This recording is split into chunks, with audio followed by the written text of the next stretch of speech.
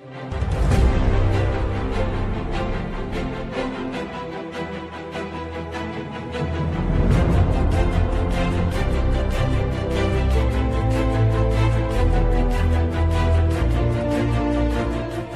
tonight's headlines, it's fire season in Belize, and we found out how the government is preparing.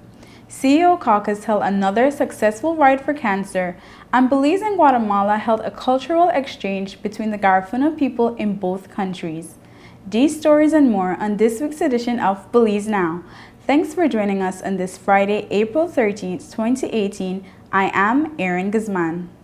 The 15th of February to the 15th of June marks the fire season in Belize. With the increased possibilities of fire, increased preventative efforts are being made. Janelle Rodriguez has this story. The dry season is here, which means warmer temperature and more outdoor fun. But that also increases the risk of fires, which can bring devastating effects to nature, property, and in worst case scenarios, life. Fortunately, measures are being taken to reduce the risk of fires in Belize and to strengthen the response. One of these preventative measures is prescribed burning, which reduces the possibility and severity of wildfires. Forester Oscar Oyoa told us more. The objective of these burns are to reduce fuel loads. There's too much fuel. The competition with pine is too high, and we are managing this area for pine, not for hardwoods, no? One, to remove fuel loads. Two, we want to enhance regeneration. We want young pines to come up. If the fuel is too thick, the seeds do not reach the soil. So we remove the fuel for germination, to promote germination. Three, for aesthetic values. Beautify the place, you know. And again, to remove threats. Sometimes we find people working in the forest, there's a lot of snakes. We don't want to kill all the snakes. They are very beneficial. But it cleans out the forest, you know. And that's the main objective of that. Prescribed burning is the process of planning and applying fire to a predetermined area under specific environmental conditions, since wildfires can become very hard to control. It involves careful planning, consultation, and monitoring. According to Forest Officer Raul Chun, it has definitely reduced the occurrence of wildfires and the efforts it takes to address them. If you have wildfire coming in, it is more intense. A wildfire basically happens during the hottest part of the year or the hottest part of the day, and it is really hard to control. The thing is, wildfires basically are more costlier because then you have to mobilize physical resources, human resources. When we look at mountain pirage, you know pine is associated with fire. Our fire season begins the 15th of February to 15th of June. And we have to put mechanisms in place to protect the pine forests. In addition to these efforts, training programs were held to strengthen the leadership of firefighters across the country. The training was spearheaded by Archibald McFarlane, a Belizean firefighter residing in the U.S. who founded the Virginia Emergency Service Assistance Program, VISA, for Belize. He told us more. Being here this week, trying to get the officers leadership training and management training is a foundation for everything that we're about to start or to embark on. We want to make sure that they're aware that, you know, as firefighters, they have a job to do, and that job is to provide an excellent public service, you know, to the citizens and to those who travel into this country. Chief of the National Fire Service mentioned that such programs are important to enhance the skills of firefighters as public servants. Bear in mind that we are servants of the people. We are employed to serve our community, and we must take that to heart. And to be an effective servant of the people would require training, maintenance of the equipment that we have, you know, and we try to instill that. Smith also told us about the efforts of the fire service to keep the public informed. As per normal, the fire service is preparing pamphlets for distribution to sensitize and educate the community on how to reduce the likelihood of a fire occurring in their area and how to prevent their homes from burning when they are not at home if a brush fire should occur near the area. Honorable Edmund Castro, Minister of NEMO and Transport, further explained ways in which the Belize Fire Service is being improved. We are trying to train our fire personnel for the EMS, the emergency management, as first responders. In most cases, the fire department would reach there sometime before the ambulance. We want the ambulance to synchronize with the fire department. We want our people to be trained so as first responders that they could be there in the event of an accident, that they can stabilize a patient until the ambulance reach there. So there's a whole list of things that we are trying to bring to the fire department that will save lives and improve the country, save money basically. And for Belizeans residing in areas that may be vulnerable to fire, Fire Chief Ted Smith shared some advice. Let's say you live in an area where the outer perimeter of your land is not inhabited and it's grown up in high bush. Then we would encourage you to cut that area and create a fire pass so that if a wildfire would be coming into your area, it does not jump into your area. And at the same time, keep your land low, should in case, in your absence, hot ash or fire bands would fall in your area and ignite your fire. It will only burn at a smothering phase. Ignite your lawn, it will burn at a smothering phase and will not have much effect to your home. While residents are advised to cut areas of high bush, the Forest Department continues to execute regular prescribed burnings to protect the pine and wildlife. They say you can't fight fire with fire, but in this case, you can. For Belize Now, I am Janelle Rodriguez. The Minister of National Security, Honorable John Saldivar, began a series of national consultations on citizen security and crime prevention with the trade unions of Belize. On Wednesday, April 11th, the minister met with the Council of Management of the Belize National Teachers Union in a session that was held at the Police Training Academy in Belmopan. Present for the meeting were Chief Executive Officers in the Ministry of National Security, retired Colonel George Lovell and Felix Enriquez, Commissioner of Police Alan Wiley, Deputy Commissioners Chester Williams and Robert Mariano, Officer Commanding Southside Belize City, Senior Superintendent Howell Gillett, and other senior police officials. The Council of Management team was headed by President of the BNTU, Senator Elena Smith, First Vice President Luke Palacio, and several other senior officers in the BNTU Council of Management. After introductory remarks by CEO Lovell, the minister welcomed and thanked the BNTU for its willingness to join the Ministry of National Security in its efforts to fight crime. He reminded the union that the fight against crime must be a joint effort by all. The Commissioner of Police gave an overview of recent efforts of the police department to address the crime situation and outlined the advances and programs now in place to curtail the situation. This was followed by a presentation by Senator Smith on suggestions and recommendations by the BNTU to address citizen security. The union expressed its willingness to work with the Ministry of National Security and all other ministries in the effort to combat crime. The participants engaged in a general discussion and exchange of ideas, and the meeting ended on a cordial note. Both parties agreed that the consultation represents only the first step in the exchange of ideas and efforts between the two entities, and committed to continuing the dialogue to strive for greater citizen security.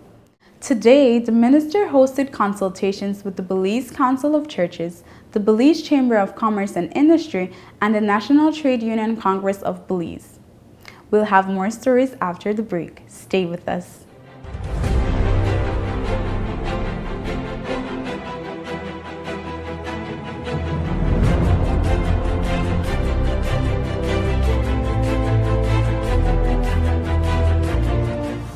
The San Ignacio-Santa Elena Bypass project is now complete. The transformation began in 2012, and now residents of the Twin Towns and visitors alike are enjoying the end result. Works include the full pavement of Lamalus Boulevard, along with 2 miles of sidewalks and drainage, LED lighting, and a roundabout at the entrance of Santa Elena. The Twin Towns now boast the longest and widest bridge in Belize, immune to flooding from the occasional rise in water levels of the McCall River. A bypass road was also built linking the new bridge to Joseph Andrews Drive, which was rehabilitated, as well as 1 mile of pavement, a median, and 2 miles of sidewalks and drainage. This was all done to the tune of $34.8 million. But that's not all. The project was extended due to savings from the successful execution and implementation of the initial scope of works. Now over 2 miles of additional road works will commence, including George Price Avenue, Liberty Avenue, and the George Price Highway between Three Flags and Hawksworth Bridge. The government of Belize, moving Belize forward. Punta Gorda Town now has a modern multi-purpose sporting facility thanks to the government of Belize. The brand new complex is double the size of the prior venue, and some of the features include a FIBA certified wooden court with padding underneath, seating capacity for 1,000, changing rooms, locker rooms, and offices. This $3.4 million investment in the town of Punta Gorda is being heralded by the residents of PG. I feel very excited because this is first time a port like this is built in PG. This is a big achievement for the town because we have a lot of the youths there where they come out and want to play ball the same way. And this just put up on another level. A lot of youths can't even wait to play on the new court because it's so official and it's something new to PG, in a whole.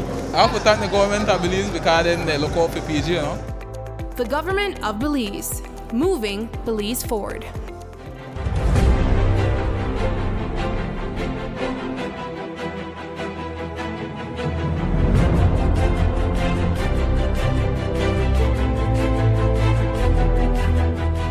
For a third time, the CEO Caucus of the Government of Belize held its annual Cancer Ride to raise funds for cancer patients in Belize. Our Belize Now team joined the more than 200 cyclists and non-cyclists on Saturday, April 7th. Here's our story. Last Saturday, April 7th, almost 300 men, women, and children rode from mile 24 on the George Price Highway to the National Agriculture and Trade Show grounds in Belmopan to join the efforts of the 2018 CEO Caucus Cancer Ride. The ride is geared towards raising funds to support cancer patients in Belize. The initiative is the brainchild of CEO in the Ministry of Natural Resources, Sharon Young. She shared her thoughts on this year's event. I'm very glad, particularly enthused about the turnout. Today we had registered about 284 riders, and as you can see, we had many children this year as opposed to last year. And so I'm very excited for what we have started and for the potential of what this can be going forward.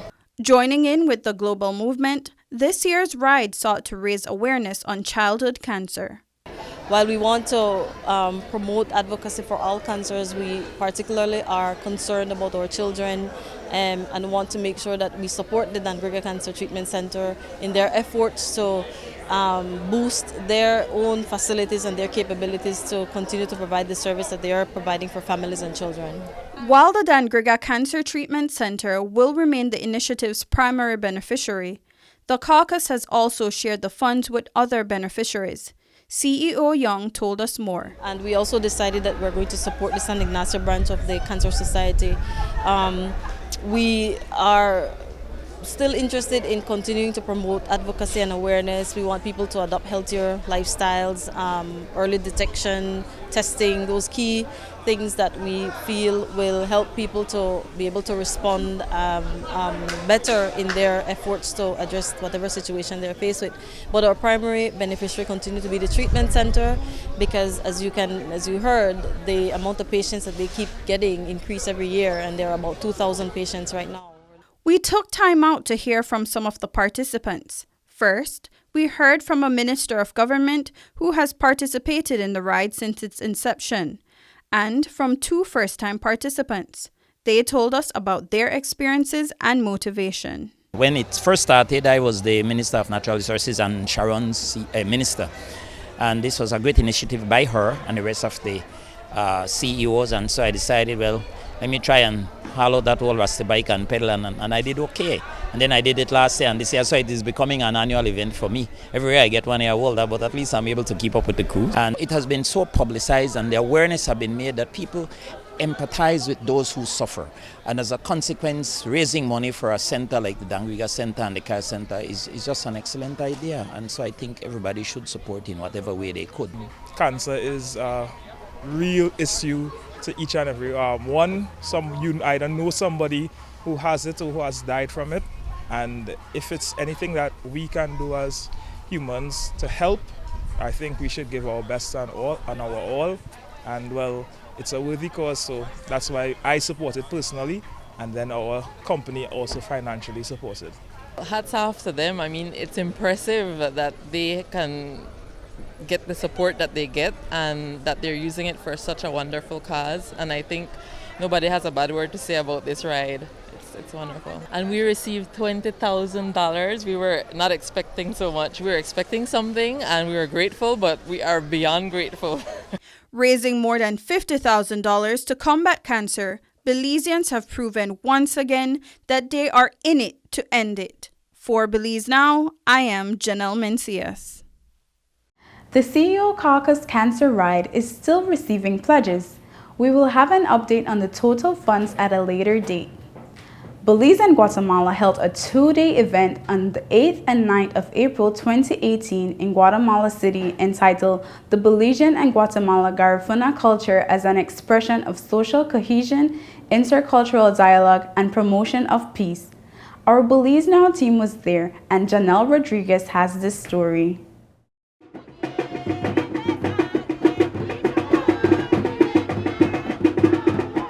Despite the differences that exist between Belize and Guatemala, the two countries united over the past weekend to celebrate the Garifuna culture from April 8th to 9th.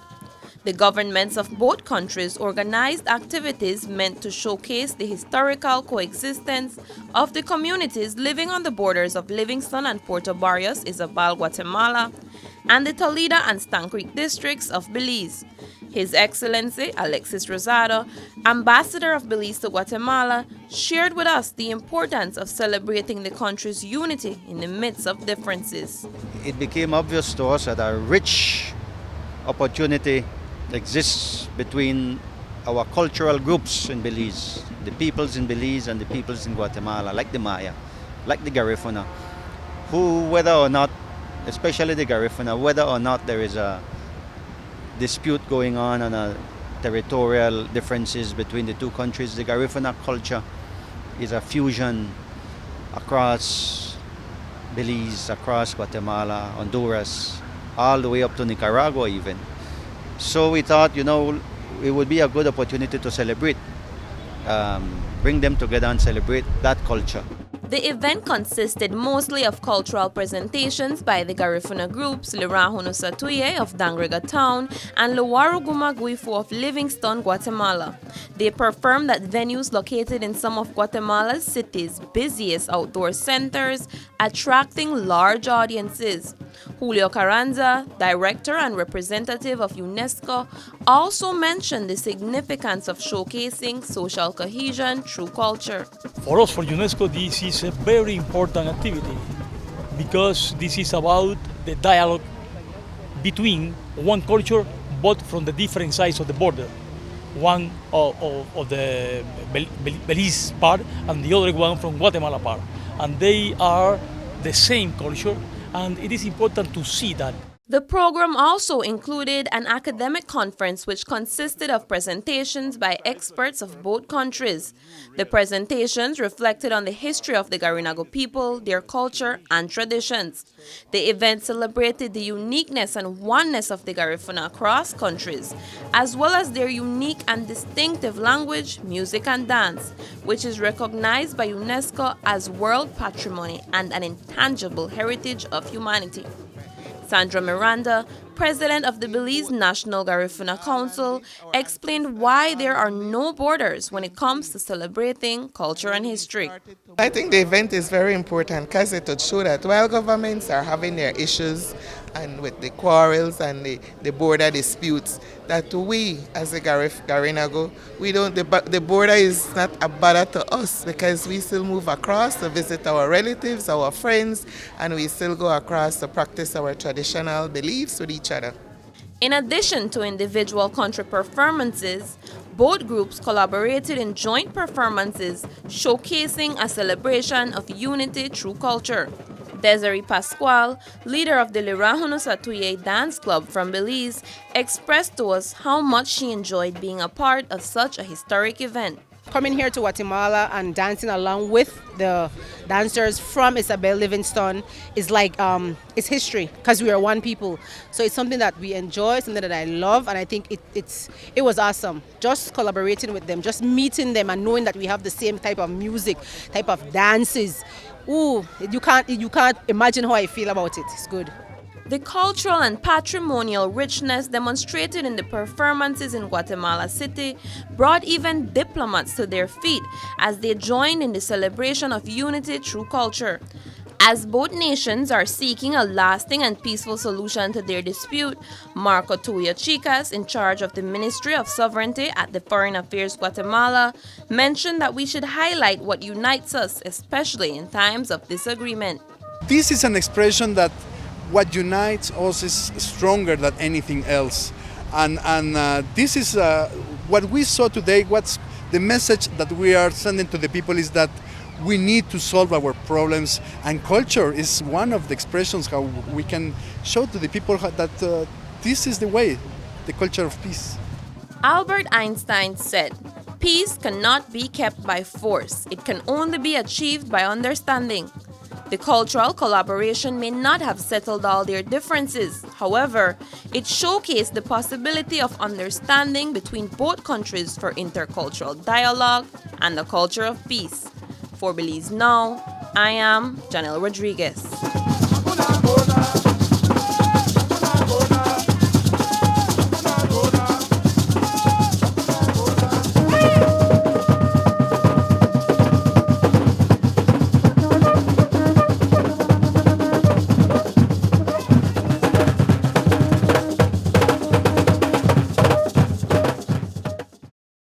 Stay tuned for more stories after the break.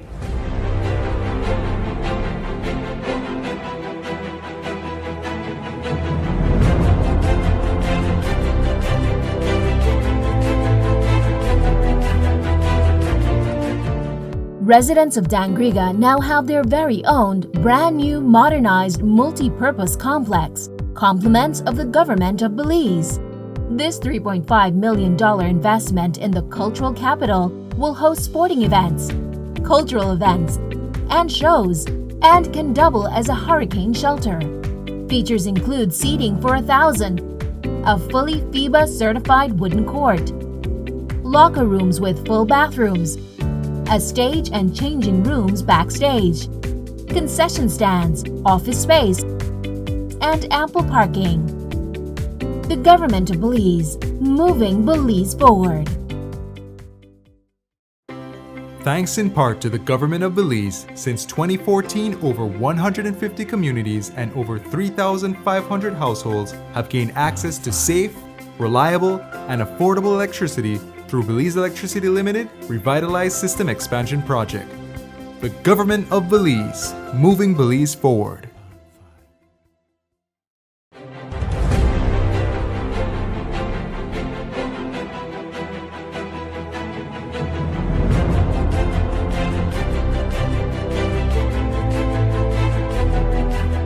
In response to preventing school dropouts at the primary level, where the basics of literacy and mathematics are learned, the Early Warning System program was developed. In 2015, the program was implemented in 5 primary schools in Belize City. It has now expanded to include 8 additional schools in the city. We found out more about the program. The Early Warning System, or EWS, is an initiative of Restore Belize, grounded in the principles of the Quality Child-Friendly School Framework and designed to empower schools, educators, and parents to use available data and resources to help all children achieve their educational goals. The program is aligned with the Belize education sector strategy. We looked at different schools to look at the needs of the schools and the support and the commitment that principals and administrators would have towards the program, and that is how the schools were selected. Looking at the BJAT and the PSC results over the past 5 years before we commenced. The EWS program encourages teachers to make learning fun through games, interactive peer tutoring, and through cooperative and independent learning. Through the program, classrooms at the infant level were renovated to become child-friendly learning spaces with learning centers and strategies that vary depending on the needs the teacher identifies for the students. Similar to this Infant 1 classroom at Central Christian Primary School, one of the 5 EWS pilot schools. My class has 5 centers. It has the working with words, it has the listening center, it has integrated center, it has reading center, and working with teacher. Teacher Shakira said that the program has helped a lot because it offers various learning styles for the different needs of her students.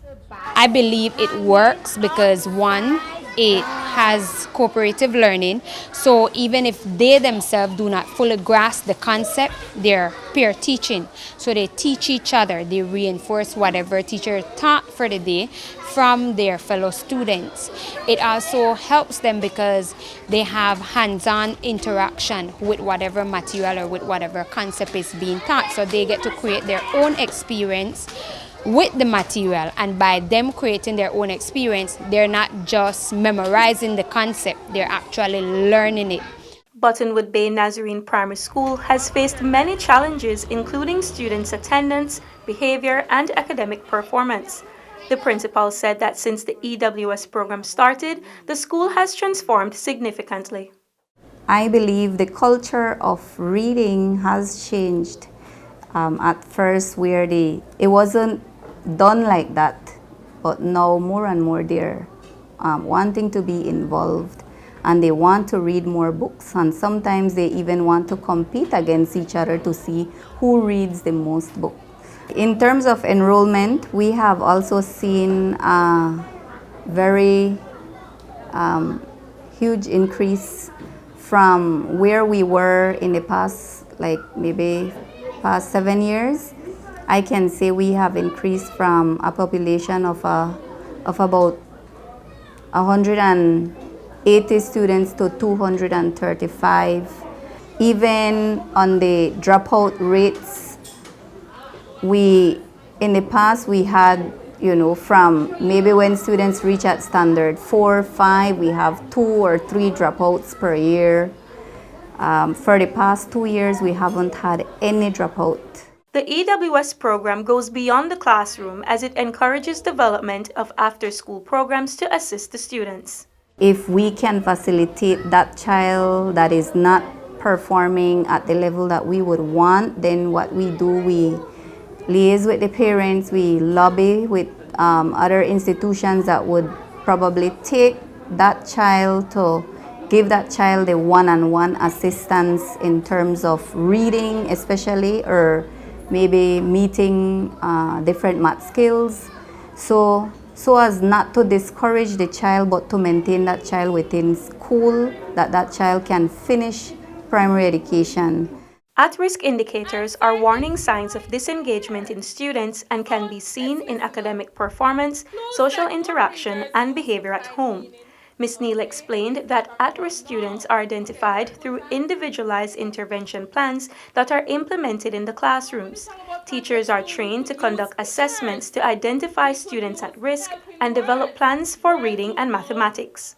We looked at different signs because you look at the attendance of the school, the behavior of the school, and the performance of the school. We looked at other signs also, as in medical conditions. So we work with other government and non-governmental organizations, such as the Ministry of Human Development, the Ministry of Health. We work with counseling and care, and truancy. Throughout the school year, teachers are monitored and offered support, and students are given tests at different stages to check on their progress. I think it has improved. With some of the schools, the attendance has improved tremendously. The behavior has reduced, and as in we have less negative performance in the schools. That's behavioral problems. So, when is the right time to start encouraging literacy? It's never too soon to begin with literacy. From the child is in the mother's womb, it is essential that we read to our children, talk to our children. In infant 1, we begin reading because reading we can look at reading at looking at a picture, okay, identifying the picture. We look at letters, then we go to word building words. We picture read, and then we begin writing sentences. So we look at listening, writing, reading, spelling. It's all different components of literacy. As we were told while learning of this program, early identification and intervention are key to successful learning. For Belize Now, I'm Miriam Longsworth. To a hungry snake. A hungry snake. What do you think is going to happen? What? Say it again. That snake is hungry, so more than likely that snake is going to do what? Eat him. Maybe that snake is going to eat up the one little bat that is left. And that's it for this edition of Belize Now. If you want to provide feedback or send in your comments, please feel free to email us at info@pressoffice.gov.bz or visit our Facebook page and let us know what you think. We look forward to hearing from you. Have a great week. Until next time.